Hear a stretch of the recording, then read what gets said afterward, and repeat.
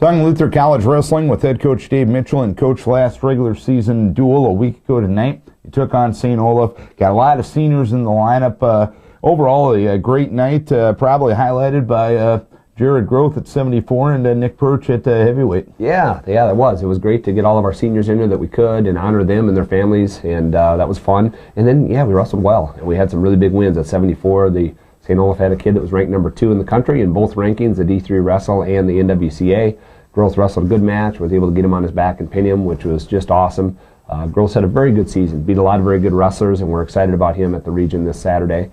And then at heavyweight, they have a kid that's been in and out of the national rankings, had a very good record as well. And of course, Nick has just moved up to heavyweight here in the last few weeks, and we think he's awfully special at heavyweight. And he was able to win that match, and again, very excited about him from the regional and the NCAA championships here in the next few weeks. And of this senior class, talk about the guys that are now done and not wrestling this weekend. What have they meant to the program?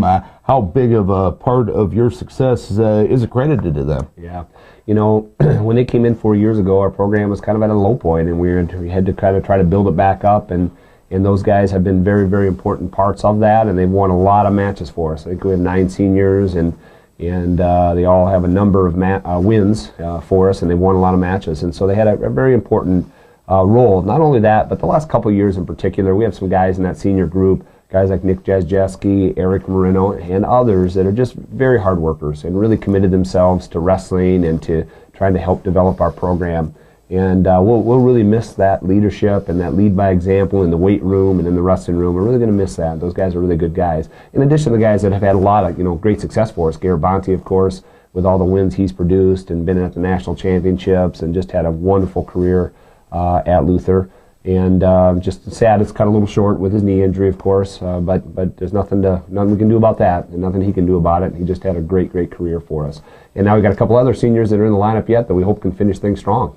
Coming in with Jared Groth and Nick Perch and now Cody Orr too, wrestling varsity for us at 165 with Bonte out. So those 3 guys will do a nice job for us at the region. And you ended your regular season competition a week ago tonight. You got regionals coming up next Saturday. Talk about this time in between. What are you focusing on? Is it a lot of one-on-one? Is it a lot of team stuff?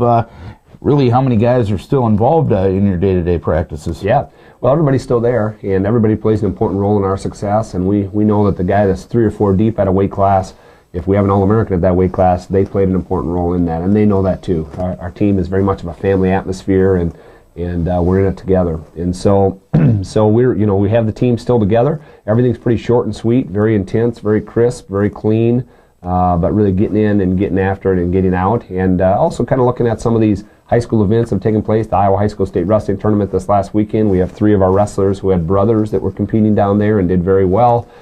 So we like getting our guys in those environments too, and seeing that high school enthusiasm and excitement and energy that comes in those venues, whether it's the qualifier or the state tournament.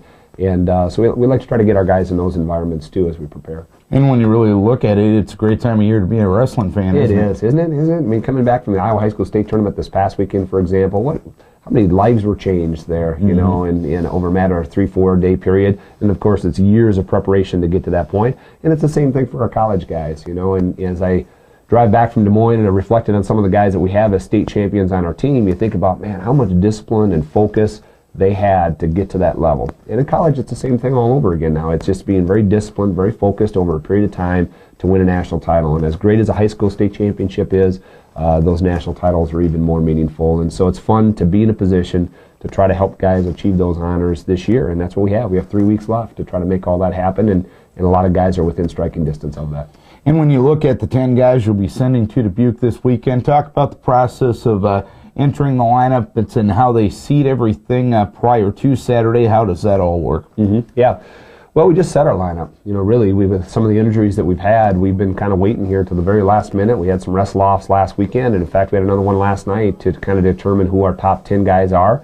And as I entered the guys in this morning now into the region, and I looked at that lineup, Darren, I think it's the best lineup we've had since the national duels. Best 10 guys we've been able to put on the mat since the national duels. And of course, we wrestled pretty well up through the national duels, and then with all those injuries, we haven't been able to be where we wanted to. But it's 10 guys that have winning records. Some of them have very nice records, guys that have good wins over quality opponents. And so now it's just getting them feeling good and getting ready to compete. In terms of the seeding portion of it now, sometime this week, coaches in the conference, or in the region I should say, need to go in and rank the top 6 wrestlers at each weight class, and then there's a point system that the NCAA puts together, and then kind of tallies a number 1, a number 2, number 3 seed based on those point totals that people earn. Then we'll get together Friday night and then we talk it over. Then we go through those top 6, but then we I think we'll seed beyond those top 6, my understanding. If there's somebody that's seedable at 8 or 9 or 10, we'll put them at 8 or 9 or 10. And since we try to mostly wrestle each other throughout the year, we have a lot of common opponents, a lot of head-to-head matchups, and so some of the weights will be more clear, and some will be more complicated. That's just the way it goes, and I think our coaches in our region do an excellent job of trying to do it right.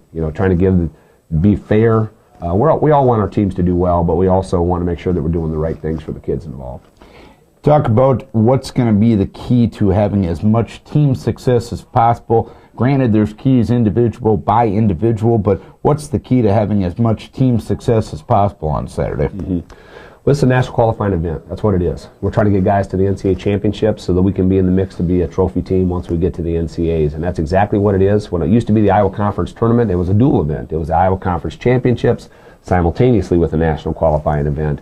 Now, these guys can earn all conference honors based on where they place at the region now, but really it's getting guys qualified for the NCAAs.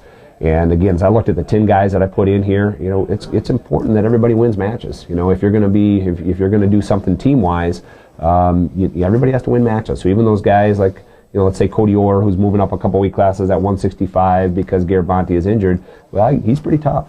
And we think he can win matches at 165. And if he wrestles really well, who knows? On a good day, who knows what could happen. But the other part of it is just like, as I mentioned, is to get guys to the NCAA championships, and we have a number of guys that we think when they're wrestling their best, and that's how I always look at it. I look at if they're wrestling their best that I've seen them all season, if we could get all 10 guys there at the region, what's the best they could achieve? And we have a number of guys that could qualify for the NCAA championships if they wrestled their very best. And so that's definitely what our focus is getting guys firing on all cylinders. All right, Coach, I know your program has a history of making some good stories this time of year, and hopefully the next chapter in that great story is coming up on Saturday for a lot of these guys. Best of luck to you down in Dubuque this weekend, and hopefully we'll have a lot to talk about next week getting ready for Cedar Rapids. That's awesome, Darren. Thank you. Dave Mitchell talking Luther College Wrestling.